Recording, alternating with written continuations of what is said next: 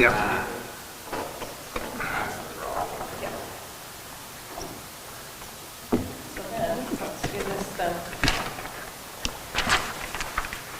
Everybody knows the video going already. We're giving all those to me tonight. Oh my god. Oh yeah.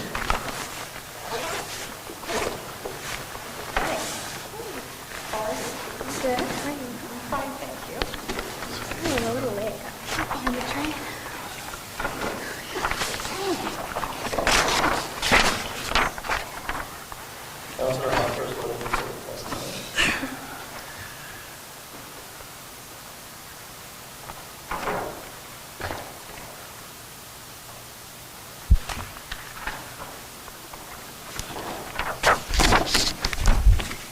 There you go. Hopefully you can read our signatures. That's me. Yeah. Yeah. Same again. Because, should we make that? She moved and I second. That's Drop the agenda and just amend. that's Randy. That's not you, right? Recycling center to the top. No, that's right there. You and me. Oh. Okay, there's Randy. All right, well, 6 o'clock, we'll call the meeting to order. I hope everybody is ready for a great meeting. Somebody should have a resolution to adopt the agenda. Resolution number 2023-043, moved by Councillor Hopper, seconded by Councillor Atkinson. Resolved that the agenda be adopted as amended and presented. Just one change to the agenda. I know the recycling center is here now, and we have them at the end of our meeting. What we'll do is, if it's okay with everybody, we'll just bump them up to right at citizen period, so we don't have to hang around all night unless they would like to. I know Joe's probably going to stay, but I don't know Margaret. Any questions? Any other questions on the agenda? All in favor? Opposed? Good. And then just as a note, before we move on, Councillor Lane is running late and he will be here as soon as his other meeting ends. Good.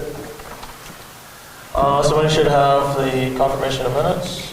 Resolution number 2023-044, moved by Councillor Hopper, seconded by Councillor Atkinson. Resolved that the minutes of the regular council meeting of February 27th, 2023 be hereby approved, all statutory declarations having been complied with. Call question. All in favor? Opposed? Carried. Have yourself a full-time job. Moving on to recognition, I have a couple of things. First, I'd like to recognize, I know myself and Councillor Ward attended the UCN's Truth and Reconciliation conference on Thursday last week, and it was on relationships and education. Very well done, very informative, and it was well executed. It was a great time to learn a lot more about our history, as well as build and strengthen some of the relationships that we have with our partners and such. So when they hold this annually, I would recommend that others attend if you have an opportunity to. Anything to add to that, Council? No, it was really good. The good presenters all the way through. Time frame was very good. Andre got picked on a couple of times, or pardon me, Mayor Murphy got picked on a few times, but no, it was very good. The picking on part was easy. My girlfriend, the Big Eddie Cookham, got a hold of me on Thursday at lunchtime, so I was in a bit of trouble there. So a couple other things I just wanted to recognize. I guess good luck to the Ocean Storm and the Ocean Blizzards. Hopefully they're I know the Blizzard are pretty well locked to get into a playoff spot, but not locked up yet. But good luck to them through the playoffs, and hopefully they both go deep and get the relationships or get the championship at the end of the day. And then also support front, thanks to the organizers for the provincial basketball on this past weekend. Again, MVCI hosted, I don't know if somebody can help me out, I think it was junior varsity girls. Yeah, junior varsity girls this past weekend. They lost Constellation overtime by 2 points. Oh, that's great. It's a good reflection on our coaching staff. I know our municipal superintendent Sam's involved in that, so thanks for the volunteers around that. We can add that Sam's team, Darcy's team came third in the province with their provincials. Nice. Nice. And you guys were in Flin-Flon or Cranberry? Cranberry. Cranberry Portage. Oh, that's great. Any other recognition? Anybody wants to recognize people out there? Just I heard there was a few water breaks over the last couple of weeks and done a great job. Yeah, the guys that worked pretty hard, they came in on the weekend to tackle them too, so pretty scary for a bit, but okay. Weather cooperated? Weather definitely is Yeah, cool. for sure. Good. Anybody have anything? If not, we'll move to citizen period, and we can ask our recycling group if they would like to come forward. That would be me.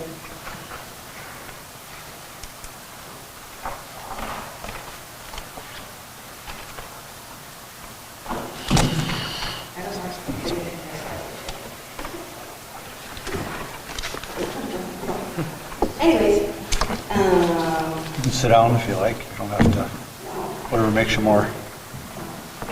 actually, I got something here for you. Counselor, this is all the paperwork from the last meeting. We know you were on holidays. Oh, So if okay. you want to know, it shows put it online, but sometimes if you get it in Perfect. paper, you can go over and over and over. Nighttime reading. And Thanks. it sticks a little bit, I don't know. So anyways, alrighty, so Can you just, for the record, just say- my name is Margaret Commodore Van Dyke, and I am chairperson of the recycling board. I was called here to request that our funding not be cut for the second year in a row, and I have a few notes here. Okay, there's my letter from last year. If you don't mind, I'll just read this out. Okay, funding agreement was sent April 2021 with a follow-up letter in June 2021. The funding agreement is based on services provided, not population. We met with Graham regarding the funding agreement, and he was going to have the town's lawyer go over it, but never got back to us. History. The cut by council last year was based upon cutting services to the paw and doing curbside every 2 weeks. Funding was received so late in the year, along with the letter, to cut services that it was too late, and Marge did not see the point, as either people would quit recycling or we would spend twice as much time picking up every second week, putting us behind with the RM and the OCN. We have a schedule and we have staff. We just can't tell them to, okay, you're going to stay home this week. Maintenance on our vehicles and trailer has been very high due to the conditions of back alleys and town streets. It's been a hard winter. Winter is especially bad in the back alleys and the cul-de-sacs. Back alleys see very little maintenance in the winter, making it very difficult to pull the trailer and get in and out of the vehicle. Cul-de-sacs are hard to maneuver year-round because of the people parking on the street. The insurance company requires that a fence be installed. I'll go more to this. If this is not completed, we will lose our building insurance. Right now, we've got quotes put out, and they're pending, so it's kind of irrelevant to ask how much it is. But a ballpark figure is $70,000. Okay. I can't give you the amount of what is in our kitty right now because it's with Baker Tilly, so as soon as that gets back, we can let you know. So, a little bit more information for you. The Town of the Paw is responsible for the education and advertising. They are the ones who signed the contract with MMSN. Recycle Center is only the depot. Just the depot. MMSN does not go into contract with the recycle centers, only with their municipalities. Now, I don't know, from what I gather, maybe you guys aren't getting all the information. We have Randy Manich Councillor Manich and we have Councillor Hopper on the board now, so hopefully this year will be much better than the last few years. We had numerous meetings that we could not have because of people were not attending, and that is the town representatives. And now as town representatives, it is their job to give you all the information. You're given all the information, the representatives are given the information at every meeting. We had tried to have a monthly meeting, and at one point last year, we could not have one for 3 months because of somebody not attending, and that would be the councillors from the PAW. How many people are? Now we are going to do every 2 months, and hopefully we can have a meeting. We had a little get-together a couple of weeks ago, as we did not have quorum again. Councillor Hopper was out of town, Randy Manich attended, and we had the RM attended, and we will probably be having another one soon, as soon as we can get everybody there. We have 2 representatives from the town, 2 representatives from the RM, and how many at large? 4 or 5. So, Can I ask one quick question? sorry. Yep, go ahead, go for it. I was just curious what a quorum was, that's all. Quorum is 5. 5 total? Yep. And so you have 2 plus 2 plus Tom? 4 or 5, yeah. I get very nervous up here, so I'm not having all the questions. So if both of the Just- town of the PAW representatives didn't show up, then you could still have quorum. It wouldn't be due to just town of the PAW. No. Oh, when it's 3 months in a row that they don't show up, it's kind of hard to have a meeting. Both of them. But what I'm saying. Both of them. No, both To of them take away not the showing. 9, And this is where 7. you're not getting the information, so I'm not going to go there, where just because the town representatives weren't there. Okay? Councillor Hopper? Regardless whether you have a meeting or not, why can't information be sent to the town and the other stakeholders as the status of your books, what's going on?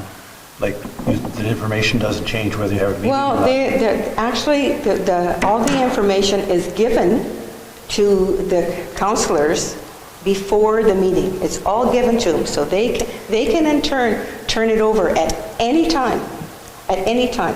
It's all online, and So regardless of whether you have a meeting or not, the information is still there? information is all forthgiving. Okay. So everybody can be prepared for the meeting. It's all pre-read, and then we go as Randy kind of, and you'll see your package Yep. there. There's a little bit more there because of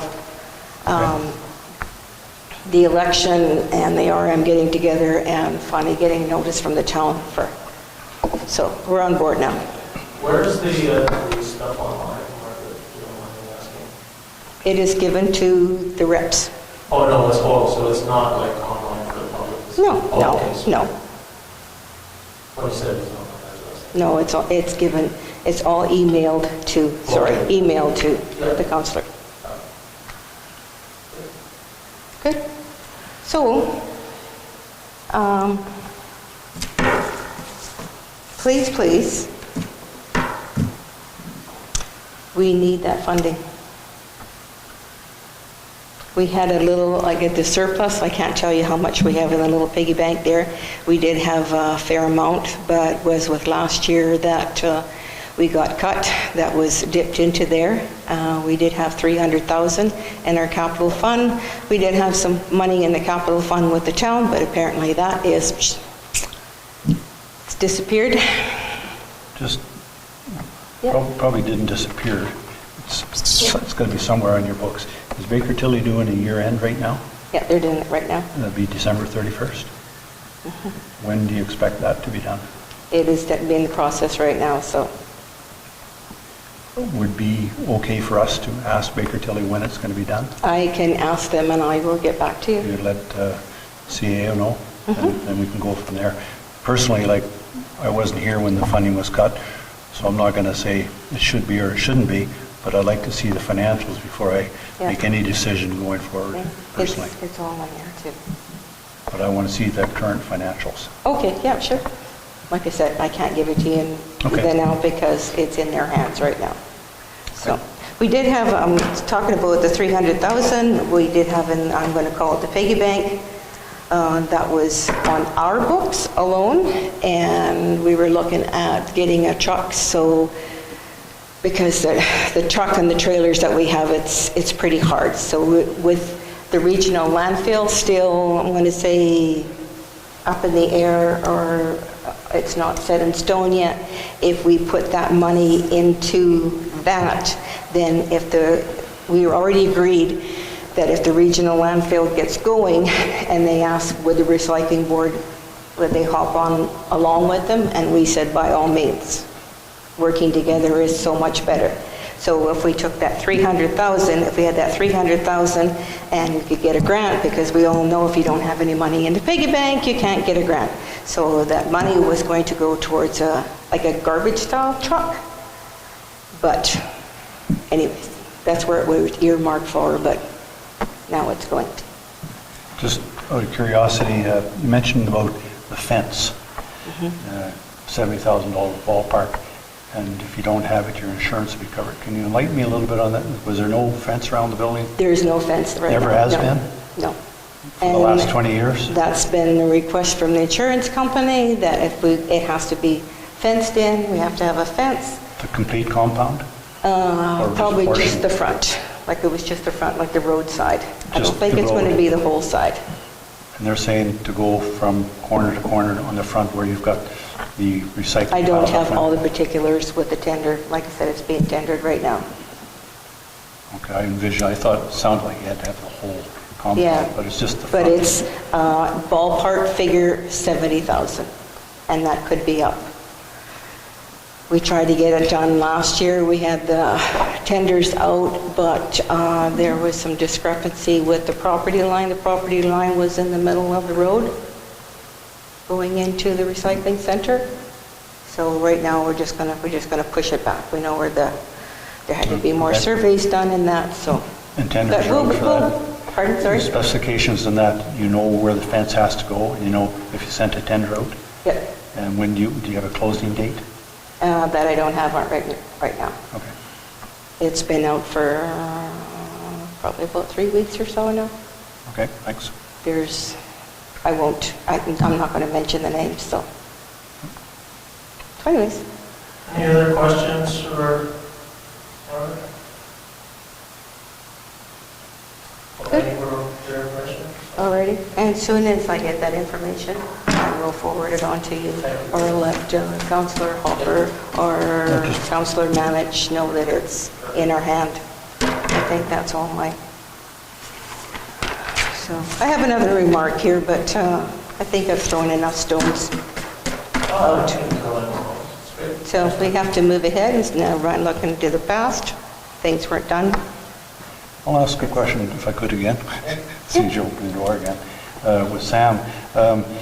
For the recycling, you mentioned like in cul-de-sacs, I understand it's hard to get around any time of year with the trailer and all that. 90% of the cul-de-sacs have an island. Could recycling not on recycling day from the various places, wouldn't, like it's only a few feet across half the street, people put their things there on the outside of the island where you come in, make it any easier, or just some that would make a difference? I guess if there was anything that was rejected, trying to, Where's it go? yeah, Gotcha. that might Okay. be, Bad idea. Yeah, that's where they're looking at, getting a garbage style truck, that's easiest to explain it. And then, see, the truck and the trailer is very long. Yeah, So okay. that inhibits a lot of places right now. Okay, But thanks. I would like to thank the town of DePaul for being very diligent and recycling and paying attention to the what's and what's not. The one thing is that just because there's a little thing on the cups, like that they say that can be recyclable, just because that little symbol is on there doesn't mean that we can take it. We're just a depot, and our stuff goes to Winnipeg and that depot, and if they don't take it, we cannot take it.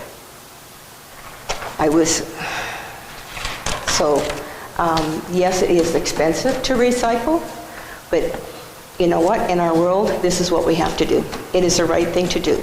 And to take all our recycling and throw it in the garbage and put it in the landfill, that is not the right thing to do. I know that idea was kind of tossed up, but not the right thing to do. Have a good evening. Thank you for listening. Okay, thanks. Good. Was it my turn? Sure. I am going to sit down. I'm also nervous up here. So I think everybody here knows that I own the Lido. Yeah, can you just, again, I don't... Oh, right. I am Paul August Rivelin, Yeah. and I'm the president of G. Rivelin Enterprises Limited and a director of NORCAN Arts and Heritage Incorporated. So NORCAN Arts and Heritage Incorporated is a not-for-profit that was founded in 2021 to begin to resurrect the Lido, and that's what we're in the middle of doing right now. We've already got just over $50,000 in capital towards the project, donations and small grants, and we're going to build from here on out. What I'm here today to ask for is for the town of The Paw to designate the property at the municipal level as a heritage property. I'm just going to ask you if it had been done. I thought it was, but it's not, apparently. And that's important because in order for us to qualify for some of the funding, it has to be designated heritage. We can qualify for a lot of the funding. I'm sure most of the people at the table know. There's a lot of funding out there for community initiatives, whether you're heritage or not. But it's both important for us to go after the heritage funding, but it's also important so that what I'm really in the middle of doing is structuring it so that it's safe forever. Not like nobody owns a not-for-profit. I don't own it, and the not-for-profit will be buying it. It's already leasing. The not-for-profit is already leasing space from the for-profit, and it will be. The goal is for it to be completely owned by the not-for-profit. So you would turn over ownership? Yes. Now, does that include the old TD building? Like the Yes. suite upstairs? I would like it to, yes. We're focusing on the theater building right now, but the TD building is just as heritage. And I would like them both if you guys want to do them one at a time, let's do the theater first, because that's going to be the goal and the priority to generate the revenue and raise funds to push the project along further and further. And then go ahead. So I guess have you made that request already to the town? Or? No. Oh, okay, so this is the first. This is the first step. Okay, Yeah. okay. It was actually the Fed and the province that were the ones that told me it wasn't done. Okay. I guess, yeah. Someone had said that it was because of those heritage plaques that the town did years ago. Okay. But that wasn't the proper 2 readings. Okay. Like, that's for you guys to do. So are Yeah. you the owner of the Lido, or is NORCAN Arts and Heritage, and who is the profit? Like NORCAN Arts and Heritage, you said it's So a non-profit. I'm the president and sole shareholder of G. Rivelin Enterprises Limited, which Okay. owns the Lido. Okay. So that's the profit side, and then the Yes. NORCAN Arts is a non-profit. That's the nonprofit Okay. side, yes. Gotcha. NORCAN Arts and Heritage Incorporated. It's kind of a twist because in most communities, owners don't want their buildings designated Yeah. as heritage sites. You see that in Winnipeg all the time, so. Right, and in all honesty, we didn't either. We had, my father and I, and then me, had pushed back against designation because, and he's been gone for 18 years, even back then, we were studying, should we do this path? And the consensus was, as long as it's a viable, really viable as a movie theater, and we don't need any of that funding, then let's just keep it that way and not add a bunch more rules and stuff to our plate. But now times have changed, COVID, we lost millions, and yeah. And I do believe that it's important to designate it so that even if, knock on wood, even if something happens to me or whatever else, nobody can wreck it. Because like in that room, that auditorium is one of a kind in the world. I went to the Guinness World record theater in Brighton in England, which has the Guinness World Record for being the oldest atmospheric theater, and we've been running longer. So we can be the world's longest running atmospheric theater. And the, I can't remember the name of the one in Brighton in England, but that one also has been owned by the government for the last 70 years, been rent out 20 times. I don't know of an example of like our auditorium that is like that plaster has horsehair in it. And it's not been restored, it's been maintained for 93 years. So that's, to me, that's important, and it's important for our community. Yeah. No, that's a good information. Appreciate you bringing that forward. Does anybody have any questions?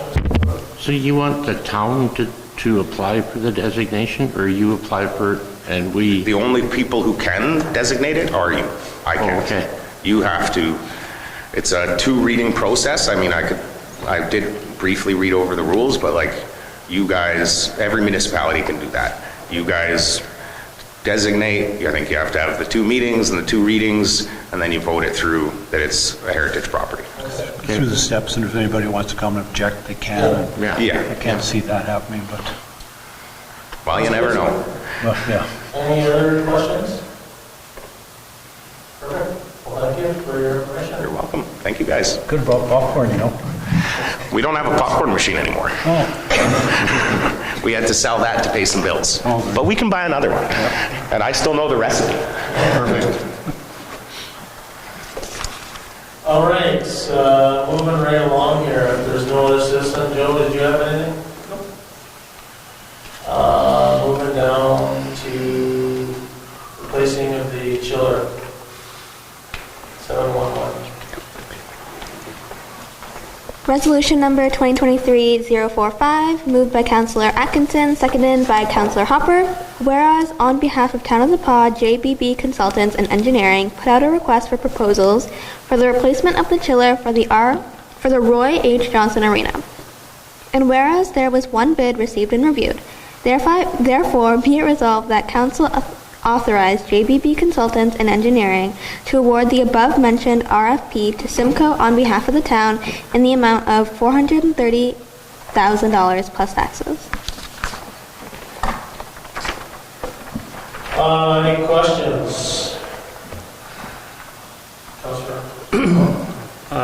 So after our last meeting, I thought of this, and since Sam's here, maybe he could answer. Tom, you want to come up? I know we've applied for some grants, we haven't heard back on them yet. We've sent some follow-up emails to kind of see what's going on, and we may have annoyed them a little bit, but there's some delays, obviously, in getting to them. Last year, we didn't hear back until end of May, beginning of June on the grant funding, so we're anticipating probably a similar time frame. In speaking with the rec director, assistant rec director, there's a high level of confidence from our team that we'll be successful. And then we sort of did like a risk analysis of kind of in the issue sheet, and kind of like read through some of it in terms of the harm it does to the community if our system is down, not just in terms of minor hockey, the skating club, the curling rink, and all the revenues to the businesses in town that sort of depend on that, and also by extension, some of the accommodation tax that rolls back into the community. So we believe that it's a worthwhile spend, and we are still confident that there's a high probability of getting the grant funding. So us approving this doesn't nullify our chances to get a grant? Correct. Do we lose those grants if we start the work? No. The one grant in specific may even go back to allow us to cover part of the condenser as well. So that grant for sure is going to cover us even if we start some of the work. What this will do is just allow them to start ordering the unit. So like in terms of our first billing periods that we'll start to see, we're going to be well after the grant has been settled, I guess, at that point. So yeah, we should still be okay for the grant in that frame. Good question. Councillor Hopper? Just a couple of questions. Reading over that, there's a 2-year warranty on it? On the new one? It says second-year warranty. So it's something I have a call tomorrow with the engineer. I couldn't get a hold of him today to determine what those additional costs are for that year 2 of warranty. because the metric on it was a little bit confusing, I would agree. Just wondering about that, and then on the mechanics of it all, looking at your pictures there, the bottom part where it's plugged up with various things, is there no process of a screen prior? The brine goes in, like, change the screens every once in a while to, like, was that too simple? I think, well, maybe a little bit too simple, but I think part of the issue there was, I can ask the engineer about like if there was a filtration system. I think the brine should have been probably replaced some time ago or filtered so you would filter the brine and then put it back in the system is my understanding. And that probably should have been done some time ago, and I don't think it had been done for a long time. And when we started seeing leaks in the system, I think that probably also aggravated the situation here. So would that be accommodated with the new, like a filtration system? I don't know if I don't believe there's a filter on it, but I can. Just thinking for longevity, it would make. Yeah, no, one question, Sam. When you go to replace this unit though, do you replace it with long and run? Yeah. And would you be flushing the system prior to putting it in brine? Absolutely, yeah. So in reality, we shouldn't actually see any contaminants actually entering the system. That was new brine that started with this one here too, so. Yeah, I suppose what they actually did have it open multiple times. I think the metal, what they maybe sounded. On that, when we were replacing they're doing some work on the headers at one point, and that's where we suspect some of this infiltration of some of the metal shavings probably came from, and some of the gunk. And when it was leaking, I'm sure there was some problems there too. Yeah, okay. But it is a good question. That's a great question. Yeah, I can follow up on that. Councilor Ward? So in the brine removal, removal, flush and destroy, two full brine charges, specifications to Winnipeg Depot, 123,000. And then if we do it to our lagoon, did you ever find out if we could do it to our? We haven't heard back for our lagoon yet. I've just begun the dialogue with the mill, with CKP, regarding potentially taking it to their lagoon. Those are very preliminary discussions, just kind of open that door. So the 430 would cover the most expensive cost. Okay. So that's the most we would spend, and if we see that savings, it would reflect in the dollar overall amounts. budget, in the overall. Yeah, there's still some legwork to do there to sort that out.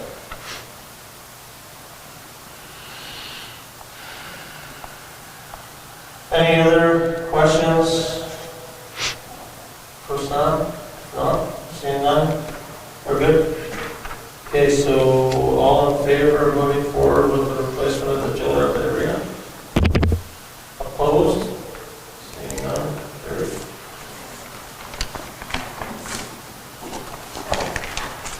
Okay. Moving right down to payroll and accounts.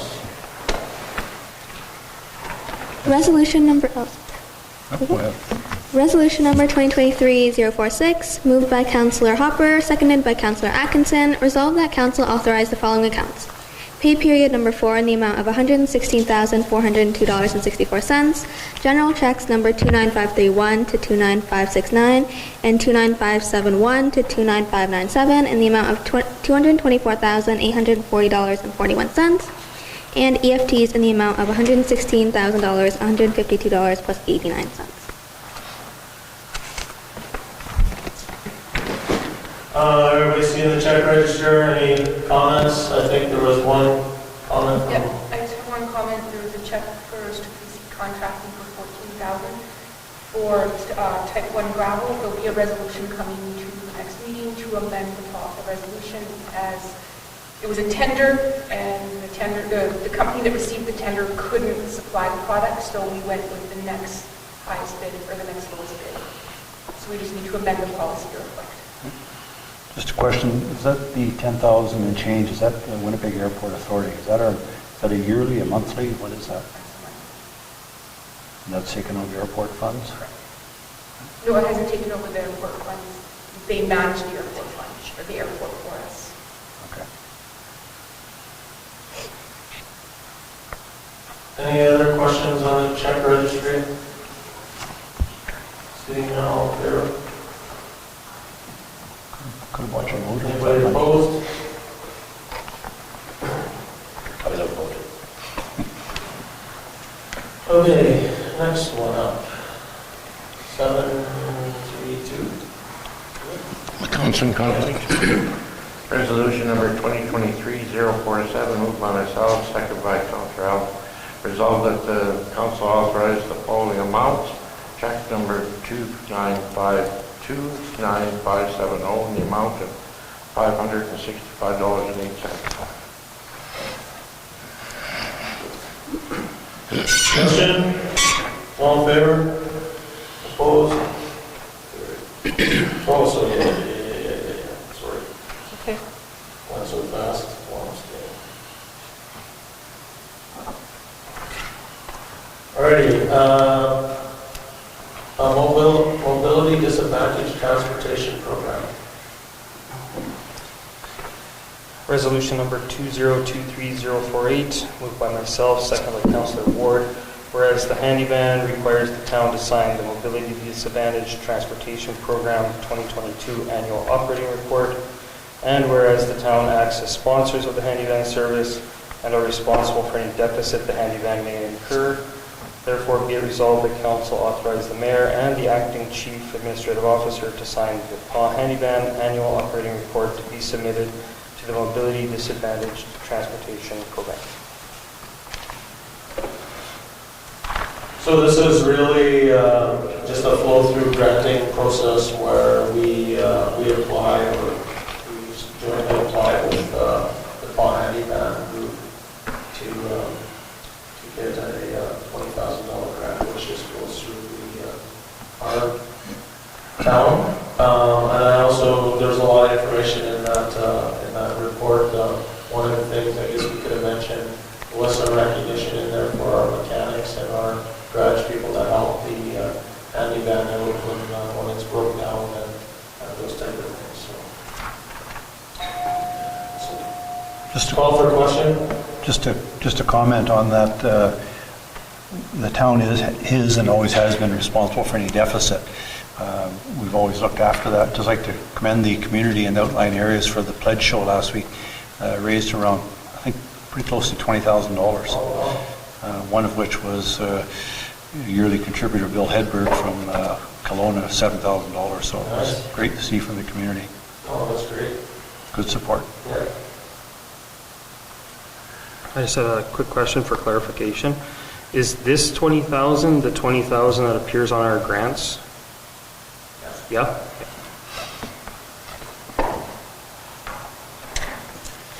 Any further questions?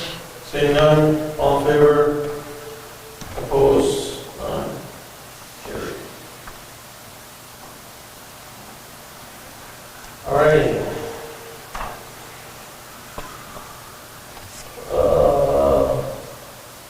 Community Safety Officer resolution.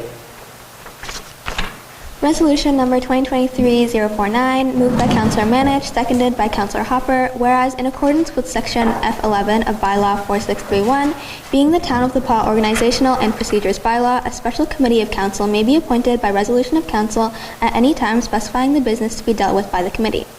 Therefore, be it resolved that council appoint the establishment of the Community Safety Officer Program Committee in order to assist administration with the establishment of this program.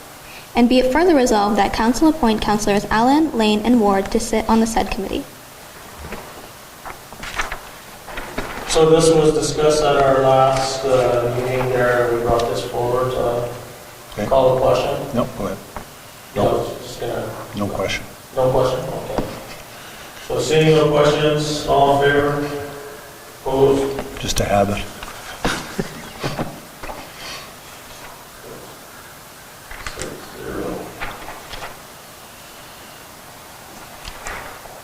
Alrighty. Where are we at here? So updates from council, any activities, as I mentioned, myself and Councillor Ward attended the Truth and Reconciliation Conference, which was, must have been 130, 140. There's lots of people there. From almost all communities. There's that, I guess the only other one, and we can maybe talk about it here, that RCMP meeting, which is scheduled for Thursday in Winnipeg, 9:30 till noon. There's no virtual option. I did reach out to AMM is not hosting, AMM is hosting the meeting, but based on the fact that the request came from the Canadian government. I don't know if we need a resolution to allow me to tender, but I did have Jen do one up just in case we can add it to the agenda and finish the resolution. That's all I have. Did anybody else have anything? What's that? Highway 283? Yeah, you can mention that, yeah. We had a meeting with Yeah, well, today we had a meeting with Keyway and Gateway Highway 283, and we were waiting for information back from the Department of Highways, and the information is pretty good. It's in the capital planning to do from Highway 10 to Highway 283. That's the Hall Road. It's a current cost estimate of $39 million. The project to the scope is a bituminous reconstruction project that will increase Highway 283 load capacity to RTAC year-round rating, removing spring road restrictions. This project will improve cross-sectional geometry to bring Highway 283 to modern standards. This project supports the local economy and promotes interprovincial trade in the agricultural and forestry sectors. The project involves the reconstruction, including land acquisition, embankment, reconstruction, geometric improvements, culvert replacement, and access management. So it's something that's been in the works for a long, long time, and now it's hopefully going to happen. piece of it for sure. I guess not chair of that committee, there's been a group working on that for quite some time. It goes back to 2002 and back before that, 70 years. So it's been long awaited, and today we also set for the annual general meeting to be held on April 19th here in Nepal, and there's going to be a lot of keynote speakers coming in from the forestry industry and different other industries, so it's all good. I can hear Eddie Johansson saying, Viva la North. Viva la North. I thought of that today. If there's anybody else have anything outside of their committee reports, I'll go to the museum board. Well, we meet tomorrow. Meeting tomorrow? Yep. Chamber, Councilor Hopper. Report. Mr. I wasn't here for the last meeting. CDC, we had a meeting today at lunch. There's nothing specifically major. Well, there's a couple things behind the scenes going on with regards to some development. And the CDC will provide a report to council. Well, Joe was there today. We'll provide a report to both councils in April on their financials. Because they had just passed their financial audit today, as well as their priorities for the next quarter and what's been happening. Destination marketing, Councilor Ward. Meeting scheduled, where are we here? Meeting scheduled for April 10th, but it looks like going to have to reschedule it. There's been lots of applications put in. Cedar Lake. Registration is open for Visual Quest. That is once again in Winnipeg, but we have not had a scheduled meeting today. Recycling board, Councilor Raj, Hopper.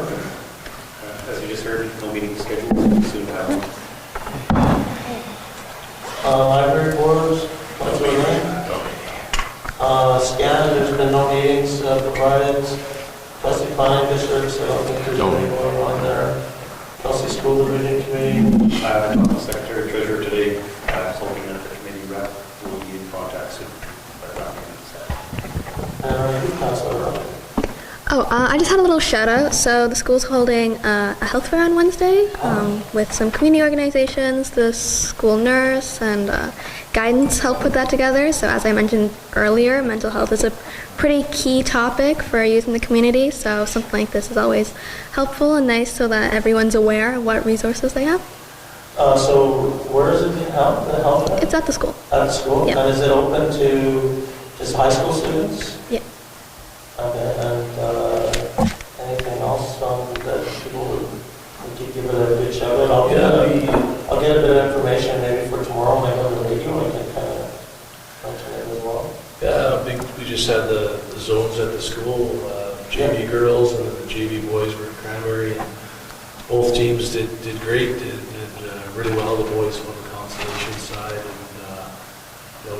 with a break in one of their games, they could probably won the whole thing, but just the way it goes sometimes. And the girls did really well. They made it to the consolation and lost by 2 points in overtime. But then again, really good. Another 9 teams came to the community and stayed here, and they had another great opportunity to show off the town. Everyone I talked to enjoyed the experience, and brought lots of parents and relatives to the school, and it's really good. Again, that's the 3rd provincials that we had hosted this year, which I've never heard of to date, so which is really good. So good for the community, good for the school. Awesome. Anything else, Matthew? Nope. No? We're into citizen period. Anything else? Joe? Sure? You don't want... Your viewing might go down online. Your viewing might cut in half online. I don't know. Okay, and we did the recycling budget discussion already, or presentation, I guess. So we're moving to committee of the whole.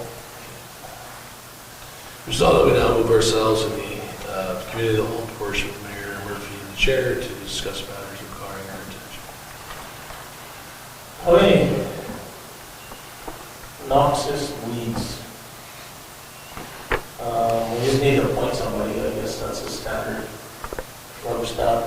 So the lead hand or something is looking at that? Any issues with that? So resolution required next meeting? Yeah, it's just something that, to be honest, I wasn't aware that we had to appoint somebody. Yeah. Like I said, we've never done it before. We got this letter. If you'll notice, we received the letter dated February 28th, and you had to do it by March 1st. Okay, so we'll just have a resolution next meeting. Yeah. Next one's on the lighting project. I think there was a question asked, so you open up the issue sheet, there's an actual little diagram on where the lights are going to go. This was discussed at our budget meeting, so this Yeah. is just for clarification. Yeah. Sorry. Just a question on that. Were we charged, like we ordered the supplies and everything, were we charged for storage? Seems absurd. That's the way it reads. Yeah. That These normal? invoices include the cost of materials and storage. So it says in the issue sheet. I never picked that up, but yeah, that is interesting. But I guess there is a kind of all those poles, I guess. I guess we should have room somewhere within our own community to store something, but I don't know who we're out. Yeah, I just saw that and thought it odd. Yeah. Okay, zoning. So zoning bylaw, chain link fence. So there was a question asked by one of our community members regarding having a chain link fence in their front yard. Have a lot of community class. Yeah, so maybe Jen, if it's easier for you if you sit there because they can hear you better, or you guys sit back there.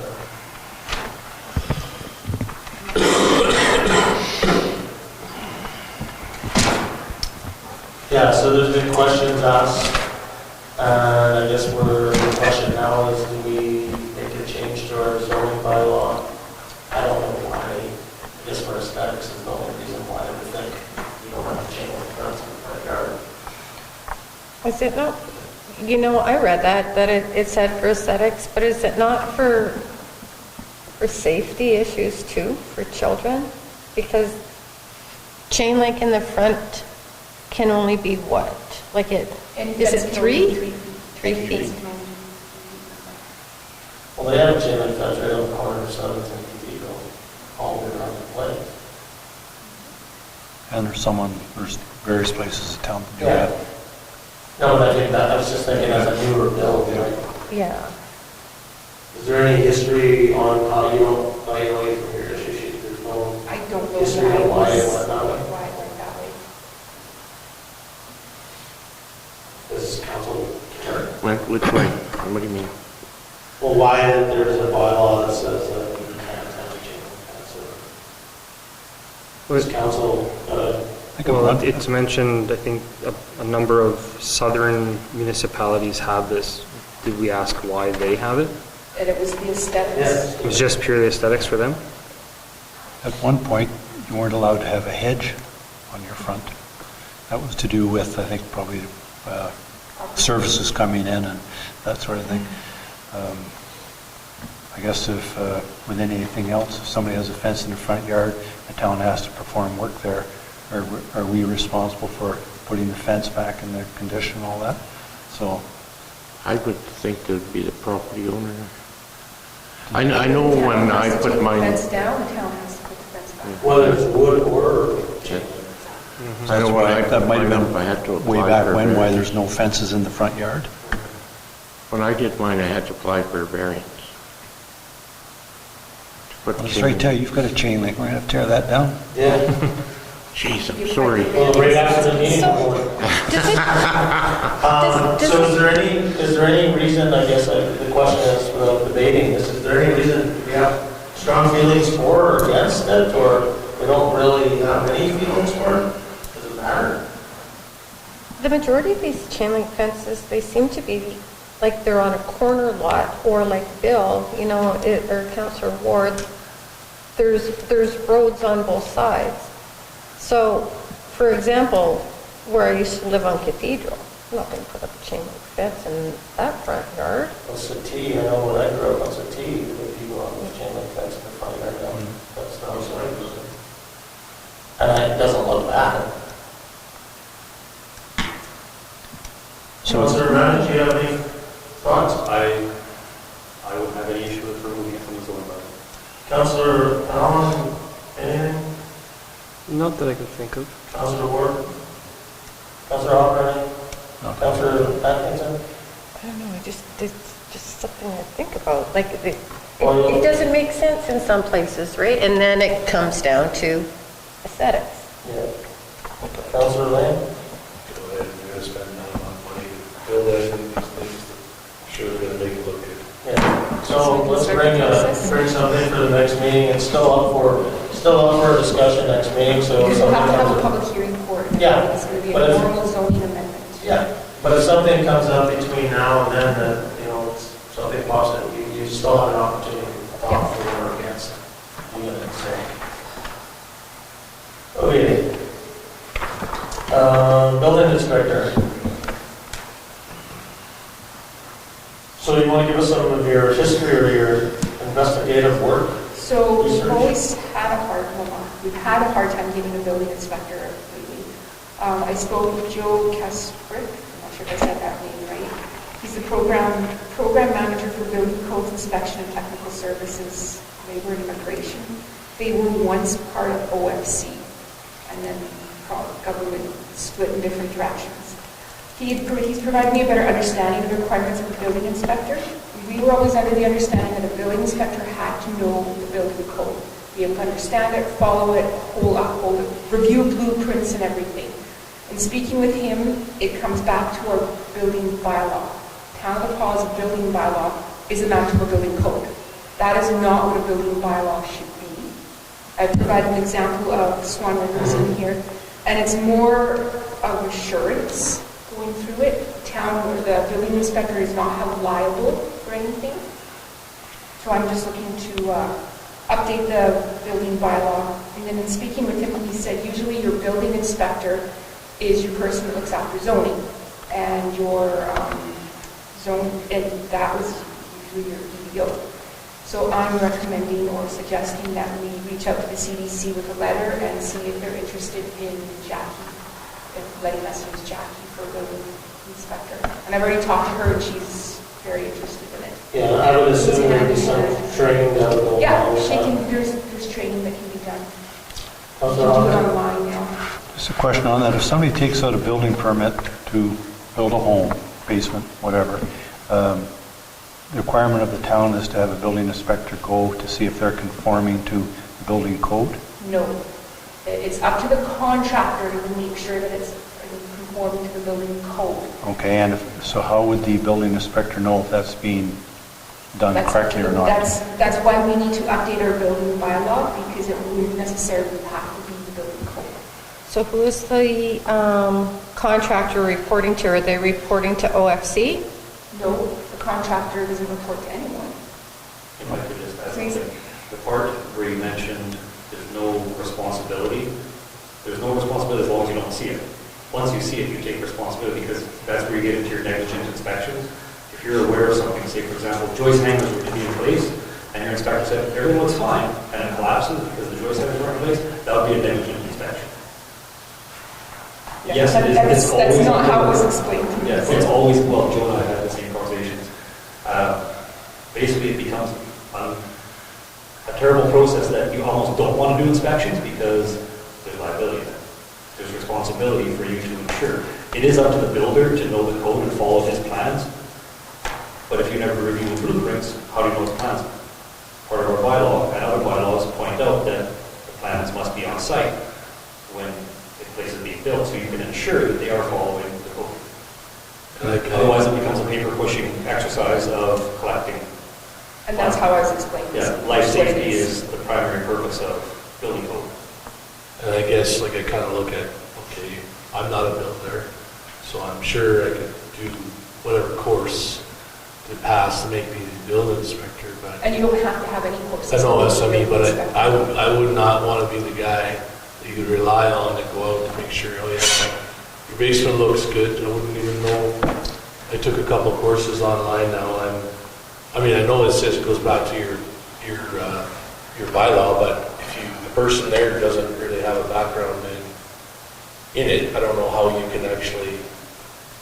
Would it be similar, like, I don't know what that building code course is like or what you do, but would it be similar to like when you can be an inspector of a scaffold, through the climb scaffold, but you don't really know how to build it through the climb scaffold, but you have a couple of things that you actually look for when you're doing it, so it's really it's a simple check. Like, I don't know that joist needs to have 6 nails. If- you know what I mean? If you are deemed an inspector, you should know what you're doing. So I don't know, maybe the wrong terminology for the position. I don't know. It just, if you're an inspector. The town of Paul only does do part 9 in terms of building code. That's your typical residential. Once you get into large commercial spaces, that becomes part 3. That will always fall under Profits. designation. That you have to have a designation for. When I spoke with the office of the fire commissioner years ago, they were trying to get rid of some of the rules to make it easier to become a part 3 inspector, because at that time you had to do 2.5 inspections a year to become one. Well, unless we have 2.5 new builds in the town of Paul, it was impossible to get that designation. But yes, I agree. Part 9 designation is still, or responsibility is still important to ensure there is no liability. Because again, I think you could find some history of a home on the corner of Cudmore that was inspected by our town building inspector, and that person sued and they won. The floor, remember that? Yes. So there was some liability because he approved what was done when it shouldn't have been approved. That's where you worry about. So And just where it says certificate of professionals under the Mobile Home Act, for the purpose of an inspection, the municipality may rely on a certification representation by an engineer, architect, surveyor, or other person with expertise respecting the thing being certified and represented. And the municipality that relies on such a certification or representation is not liable for any loss or damage caused by the negligence of the engineer, architect, surveyor, or other person in making a certificate of representation. How long So does it take it's to get that passed on. certification? I have to work online. It took a while, but now it can all be done online. I know when our previous building inspector took all the courses, he had to go away for them. But it can all be done online now, if you want them to take the courses. It's not required. Yeah, it's done through Red River now, not through Paul Fire Commissioner or NESE. But it's not a requirement. No. Is a building inspector a requirement? Yes, building inspectors are a requirement under the municipal act. Okay. The qualifications to be a building inspector is not a requirement. But you know, ultimately, what's the somebody pay? becomes responsible. Like, At the end of the day, we are in non-compliance, and we have received an email that we need to get a building inspector.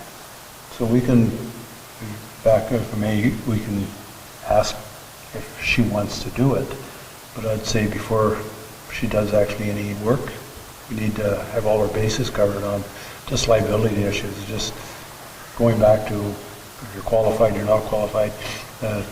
Some contractors cut corners, and that house that Councillor Manish talked about, that was just that was a disaster. And that can happen again. So When you talk about the certification professionals as well, I guess one way you could bypass having a properly trained building inspector is to ensure that every plan that's brought to the town hall must be certified by an engineer. Yeah. And someone such as, sorry to use names, but Vince Anderson, who does do engineering, he would have to comply and ensure the inspections are done, because when you hire him to make plans for you, he typically won't do the inspections. But that could become a regulation of if you're going to have this engineer draw, then he must provide the documentation to say that it was inspected as per his design and his specifications. be a way around. Plus, That might be tough though, wouldn't it be? Because the local guys fine if he's doing the drawings for you, but if you're getting a, Beaver home design that comes with a strap drawing from an engineer and You're going to be paying for it. that's going to be tough for that engineer. But any professional engineer that's skilled based on their ethics can inspect another engineer's drawing and build, so. I would get a little bit more information on that,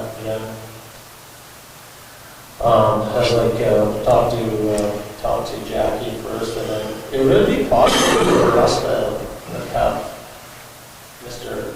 Patrick call us, or give us maybe in layman's terms, just a simple question like we're asking, can anybody do this? Yes, and he said anybody can do it with no qualifications. Can he send us something on that? Just so that if he's the guy and the boss, that's what they say.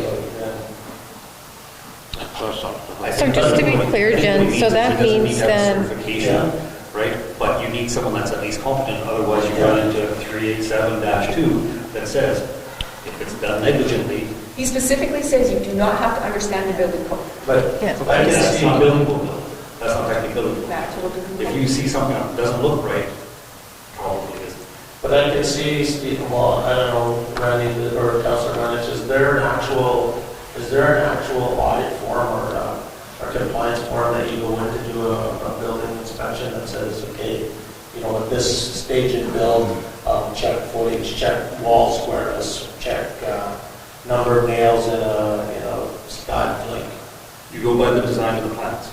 So the plans will change based on the wood type that's being used. They can change on the design. Yeah, but how does the person, what would the prints would tell you specifically to say, it must be 6 nails in this hanger. The prints will actually show that. No, I realize that. I just thought maybe, because I was trying to simplify it, is that it's like, I know when you go and inspect a 2-clamp scaffold, there's an actual checklist that doesn't mean that I need to be able to understand how to build a 2-clamp scaffold. But I do know the things that I need to look for, and I look for it on this list. Yeah. Or, I get it like by the drawing. There was and you could make a list. The issue becomes then, the list of building a home has so many different details, right? You look at scaffold, it has a certain number of parts, whereas a home, you get into your exterior weather protection, your interior repairs, your HRV, there's so many different areas, your plumbing, these are areas that you can't just say, well, I'll just trust that it's good. Because the minute you sign off, there is some responsibility. and you can take photos. Like you can take photos at different stages throughout the build, and you can send those photos in. So somebody can see if your inside walls are correct as well. Send them to who? Well, I don't know who that person is anymore, but There is no you way. can do that. Councilor Robert? in the past, I remember building permit was issued for a home, and before they would backfill, the town had to go there to do a walk around and make sure we can tell, so there was no shortcuts or whatever. Whether that was like Ron Borkman was doing at that time, and there was one in particular got backfilled. They had to dig it out to see what was down there.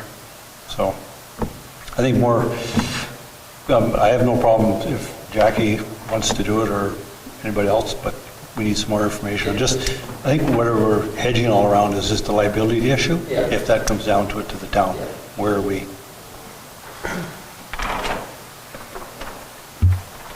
Okay, well, that's good, so a lot more information on that. June district meetings, so AMM will be here Monday, June 26th, from 9:30 to 3:30. Typically, we supposed to have these people that are hosting this, they actually supply lunch.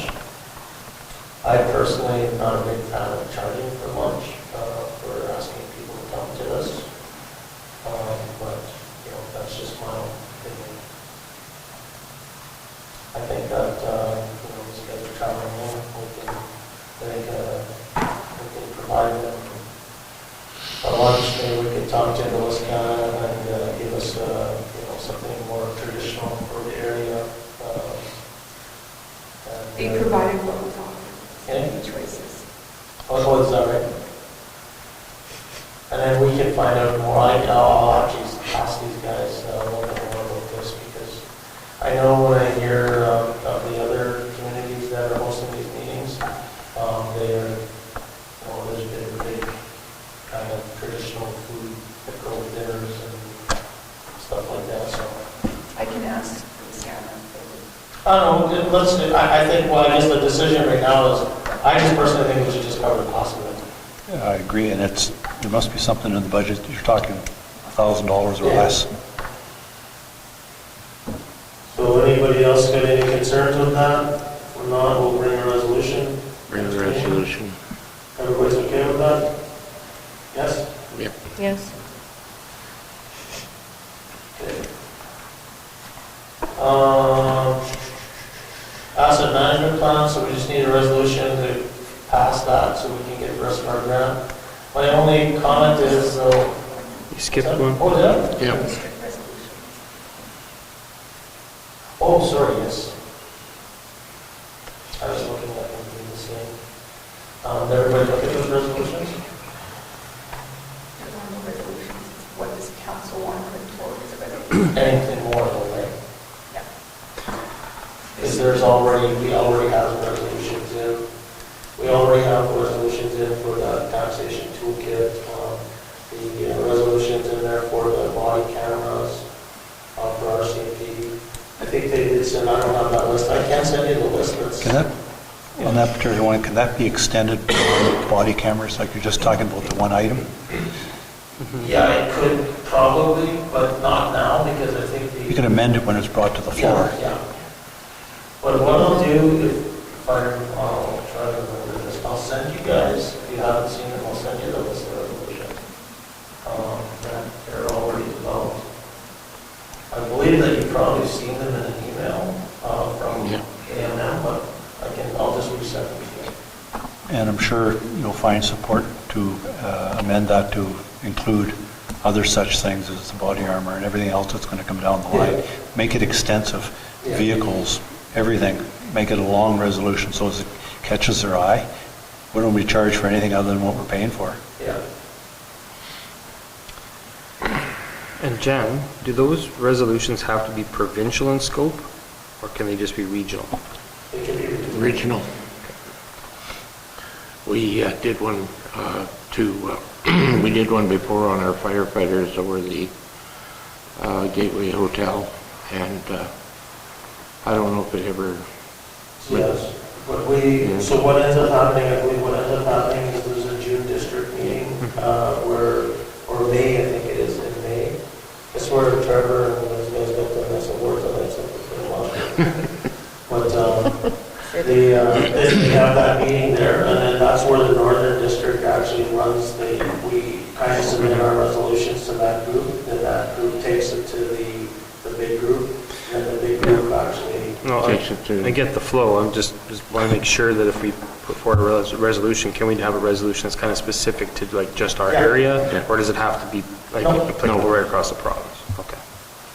Yeah, well, I think there was, like I said, there was one on Northern Firefighting Training, was one that was Thompson brought forward. There's a Highway 6 group that's brought forward as a resolution. if they're province-wide, they're more likely to go through. But, everybody can still have their own. Yeah. Okay. So there's no new resolutions. We have till June 1st, right? Yeah. Yeah. Asset management, I guess we just bring forward that resolution. The only thing I would ask is if we get an updated slide pad. I already sent it. You sent me that slide pad? Yeah, we didn't slide that. Oh, right, I know, I did see it actually, my mistake. So that 80 million went to 123 million. Right?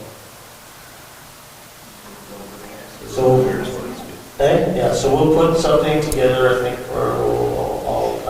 I'll bring it to council first, obviously, but I'll put something together as a little slide, and we can start sharing some of that information with our community. Just a question on this. It says, once they have a record of adopting the plan, that we will receive funding from FCM. Like, what kind of funding are we talking about? They covered the whole. Yeah, cover the cost of doing the plan. I want to say 45, 55, yeah. Nice. Okay, EV charging stations. So Jackie's providing my recommendation that we would have to pay for one of them. So the way this works, just for clarification, the town needs to upfront 50,000, but then will be reimbursed through these grants. So at the end of the day, the town is only going to be paying 20,000, which is already set aside in 5 funds and approved in 2021. Yeah. Do they have a location where this is going to be put in? It's going to be out back. Accessible to anybody who wants to park there? And was there a breakdown of the R&M on like repair and maintenance on these, what it was going to cost, or that's probably an unknown at this point? I wouldn't think it would be very much maintenance to start. Shouldn't be. Cable and plug. I did note in the writing there, it said it wouldn't affect your meter if it's not running. Maintenance costs, there's a buffer included in the total project cost for maintenance package. Now, if somebody comes to town, it'll be signage saying where one is, kind of thing? Is that included somehow? Yeah, and then there's also discussions with, I think, CDC is also promoting this with other businesses as well. So that, I know Anderson was talking about a couple of years ago, putting it in Wisconsin. Makes sense. Yeah, so there's, yeah, 20 more is already. They already have, 3 or 4, so. Okay. I mean, and it's one of the things is that, the whole opening up that electric charging, electric vehicles in the north right now, there's pretty hard to get. This has been part of Joe's portfolio for several years as well. Yes, it has been. So council's okay with Jackie's recommendation for the low charger? Not the charger, low charger. Okay, there's nothing else on that. We have no other items on the agenda other than some in-camera. Was I supposed to read this? Oh, we should. Oh, sorry, Want I that didn't want to have to do resolution? that Yeah. one resolution We'll yet. do that. Yeah. See, you're on the ball. I know, thank you very much. Resolution number 2023-050, moved by Councillor Atkinson, seconded by Councillor Hopper, whereas Public Safety Canada is coming to Manitoba on March 16, 2023, to meet in person with stakeholders regarding RCMP contract policing to discuss various issues related to governance, program sustainability, and cost, service delivery, and a long-term vision for 2032 and beyond. And whereas RCMP costs are one of the town's largest costs, therefore, be it resolved that Council authorize the Mayor to attend this meeting on the town's behalf.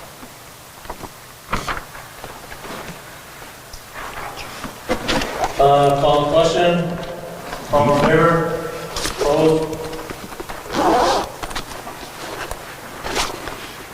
Thank you. I'm sure we should leave the room like some time. That was good night. Thanks. See you. Yeah. I just want to say, listening online, it's great that you guys got rid of the paper. It's so much easier to hear you guys without all the paper going around.